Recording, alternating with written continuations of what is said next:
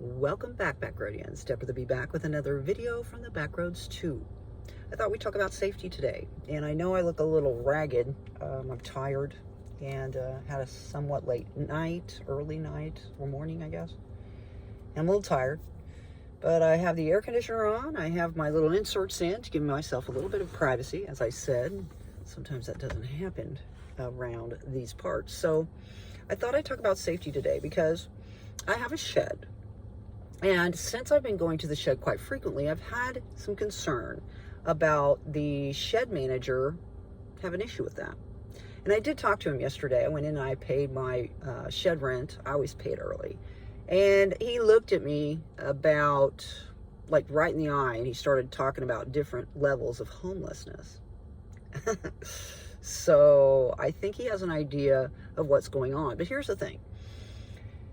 Someone broke into my shed, so I've been very aware of the surroundings. And I went the other evening after 8. I always like to go to the shed when it's still light out.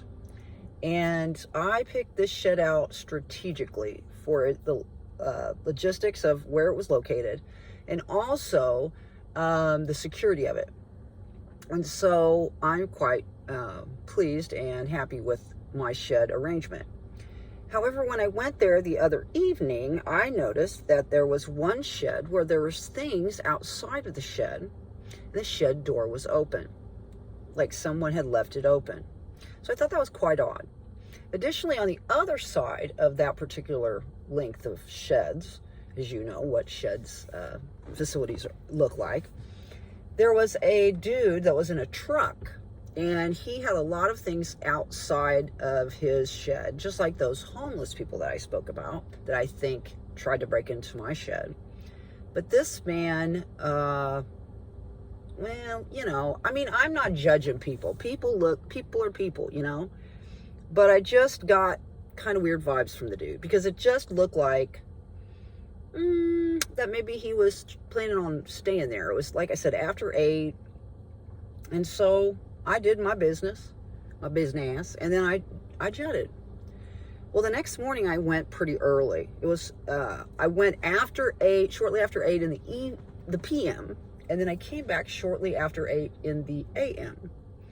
And when I pulled up, there was this truck, and it appeared that all the things that I saw the previous night were the same exact spot.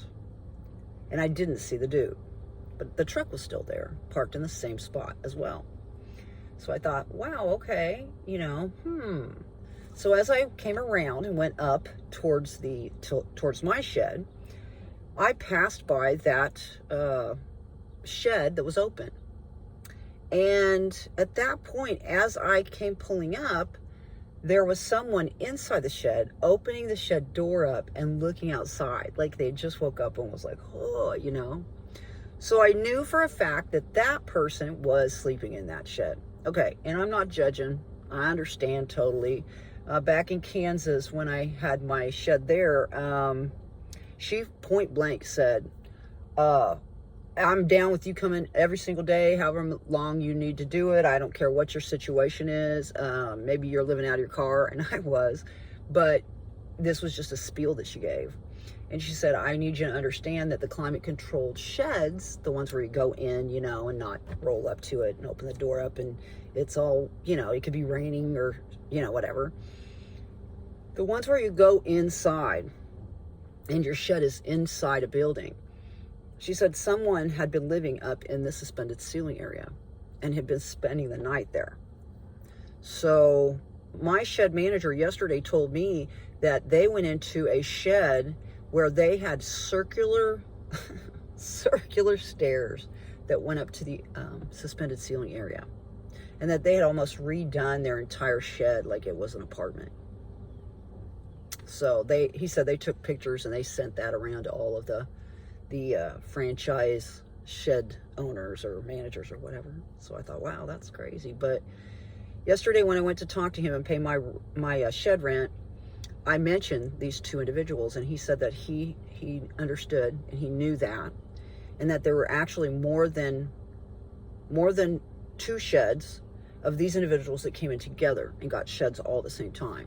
So he had inkling that they were probably staying there, but that one of the landscapers even called him and said that he was going to call the police on him. And the shed manager was like, nah, don't do that.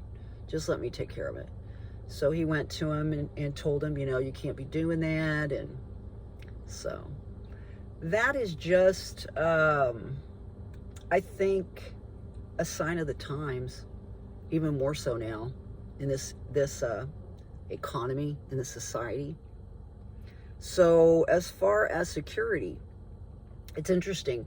I found I honestly don't know how I got a hold of this, but I have a police baton. Yeah, it's bent. I think that they used it a couple of times, but I do have a police baton, and it is at the ready. I also have a thing called a billy bat, and I left that in, where was it? Was it in Georgia?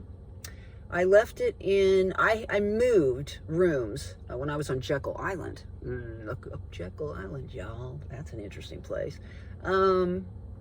I moved rooms because of smokers below my room, and I had supposedly the best view of the ocean right there, or whatever was there right there.